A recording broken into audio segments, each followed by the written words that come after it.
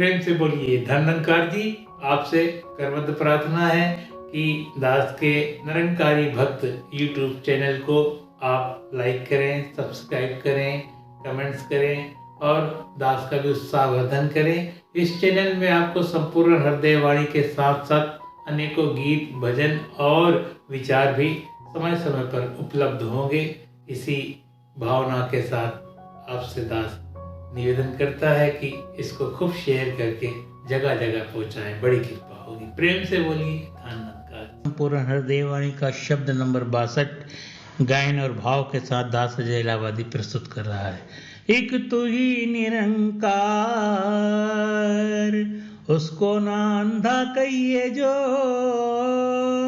आंखों से बेनूर है, अंधा उसको जानिए जो प्रभु दर्शन से दूर है।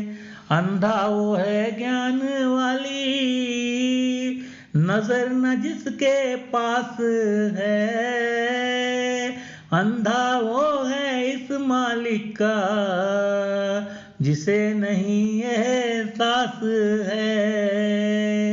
अंधा वो है अपने को जो सच करके है जान रहा, अंधा वो है नाशवान को जो अविनाशी मान रहा। अंधा वो है मोती तज के कंकर सदा उठाता जो कहे हर देव आंखें होकर भी नित ठोकर खाता जो। एक तू ही निरंकार, एक तू ही निरंकार, उसको ना अंधा कहिए जो आंखों से बेनूर है। सत्संग जी प्यार से बोलिए धन्वंकार जी। प्यारे भक्तजनों, संतजनों, आज भी एक बार फिर संपूर्ण हृदय वाणी के शब्द नंबर 62 के साथ आपको कुछ व्याख्यान जो सदगुरु की कृपा से दास को कहने का मौका मिलता है वो दास आपके समक्ष रखता है। संपूर्ण हृदय वाणी का 62 नंबर का जो शब्द है बहुत ही मार्मिक, सुंदर और एक आँख वाले और अंधे व्यक्ति का चित्रण जो किया गया है इस शब्द में, बहुत सुंदर चित्रण है। कह रहे हैं उसको ना अंधा कहिए जो आँखों से बेनूर है। कह रहे हैं जो आँखों से बेनूर अर्थात जिसकी दृष्टि नहीं है उसको अंधा मत कहिए। अंधा कौन है उसका भी जिक्र कर रहे हैं आगे कह रहे हैं अंधा उसको जानिए जो प्रभु दर्शन से दूर है। जिसको प्रभु परमात्मा ईश्वर का दर्शन नहीं है वही अंधा है।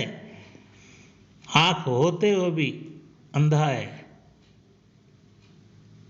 तुलसी इस संसार में भयो मोतिया बिंद कहा ना तुलसीदास जी ने, ये सारे संसार को मोतिया बिंद हो गया, आंखों पर पर्दा पड़ गया है, अंधे हो गए। किसी आंख वाले को कहो यार तुमको मोतिया बिंद है, वो बिगड़ जाएगा। तुम अंधे हो, वो बिगड़ जाएगा। लेकिन यहाँ पर स्पष्ट कह रहे हैं अंधा उसको जानिए जो प्रभु दर्शन से दूर है। प्रभु का दर्शन जिसको नहीं है हुआ है वो व्यक्ति अंधा है। और कह रहे हैं जी अंधा वो है ज्ञान वाली नज़र न जिसके पास है। कह रहे अंधा वो है जिसके पास ज्ञान वाली नज़र नहीं है। ज्ञान वाली नज़र जिसको मिल जाती है वही व्यक्ति इस निरंकार प्रभु परमात्मा ईश्वर का दर्शन करता है, बोध करता है, आनंद प्राप्त करता है। जी अंधा वो है इस मालिक का जिसे नहीं एहसास है। कह रहे वो व्यक्ति अंधा जिसको इस मालिक प्रभु परमात्मा ईश्वर का एहसास नहीं है वही व्यक्ति अंधा है। आँख होते हुए भी अंधा है ये कह रहे हैं। जी अंधा वो है सपने को जो सच करके है जान रहा। कह रहे अंधा वो व्यक्ति जो सपने को सच मान रहा है, सच करके जान रहा है, सच देख रहा है और सारा का सारा संसार सपना है और इसी संसार को सच मान लेता है। जबकि संसार को चलाने बनाने वाला जो अविनाशी परमात्मा ईश्वर है वो सच है, लेकिन इंसान संसार को सच मान लेता है। वो बात कह रहे हैं कि अंधा वो है सपने को जो सच करके है जान रहा। जो इस सब दृष्टि नज़र आ रहा है, दृष्टिगत है, इसको ही वो सच मान रहा है, जबकि सच कुछ और है। वो भी आगे जिक्र किया है जी। अंधा वो है नाशवान को जो अविनाशी मान रहा है। कह रहे वो अंधा है जो नाशवान चीज़ें हैं उसको अविनाशी मान रहा है। धन दौलत मोह माया सब कुछ जितनी चीज़ें उसको असलियत में सच मान रहा है, लेकिन सब झूठ है। ये नाशवान चीज़ें हैं। कोई भी चीज़ जो है वो स्थायी नहीं है, अविनाशी नहीं। अविनाशी सिर्फ निराकार प्रभु परमात्मा ईश्वर है जी। अंधा वो है मोती तज के कंकर सदा उठाता जो। कह रहे अंधा वो है जो मोती तज के यथार्थ नाम धन की दौलत से महरूम है और संसारिक धन दौलत इकट्ठा कर रहा है, उसको कंकड़ पत्थर बता रहे हैं यहाँ पर बाबा हरदेव सिंह महाराज। अंधा वो है मोती तज के कंकर सदा उठाता है। वो सोचता है धन दौलत इकट्ठा कर ले, कंकर है। और राम रतन धन परमात्मा ईश्वर, इसको इंसान छोड़ देता है, अर्थात उसको ये प्राप्त नहीं होता। दुनिया की माया को ही वो सब कुछ समझता है, इसलिए कह रहे हैं वो अंधा है। अंत में फैसला कर रहे हैं जी। कहे हरदेव आंखें होकर भी नित ठोकरे खाता जो। कह रहे हैं आंखें होने के बावजूद भी वो व्यक्ति सदा सदा ठोकर खाता है, क्योंकि प्रभु परमात्मा ईश्वर की उसे जानकारी नहीं होती है। आपने देखा संत सूरदास जी का जिक्र एक नहीं अनेकों बार सुना। सूरदास जी कितना आनंद लिया इस निरंकार प्रभु परमात्मा की भक्ति में। कितने सुंदर सुंदर वचन लिखे, कितने सुंदर सुंदर भाव लिखे। जब ये ज्ञान मिल जाता है तो फिर अवस्था ही बदल जाती है, और ऐसी अवस्था ही सूरदास जी की रही। नेत्र ना होते हुए भी उन्होंने इस हरि दातार प्रभु परमात्मा की महिमा का बखान किया। आंखें मन की आंखों की बात कर रहे हैं यहाँ पर, ज्ञान की दिव्य चक्षु की बात कर रहे हैं। और दिव्य चक्षु सिर्फ सदगुरु के द्वारा प्राप्त होती है। जब तक गुरु नहीं मिलता, ज्ञान अंजन गुरु दिया, कितनी बार आपने सुना। ज्ञान का अंजन जब गुरु आंखों में लगा देता है तब ये आंखों में ज्ञान वाली रोशनी आ जाती है, तब इसे सब कुछ साफ साफ नजर आता है। फिर वो माया और ब्रह्म में, माया प्रबल है और ब्रह्म तो ब्रह्म है, और जिसको ब्रह्म प्राप्त हो जाता है फिर उसे सब चीज़ें व्यर्थ नजर आने लग जाती है। सिर्फ वो नाम धन की दौलत को ही मानता देता है।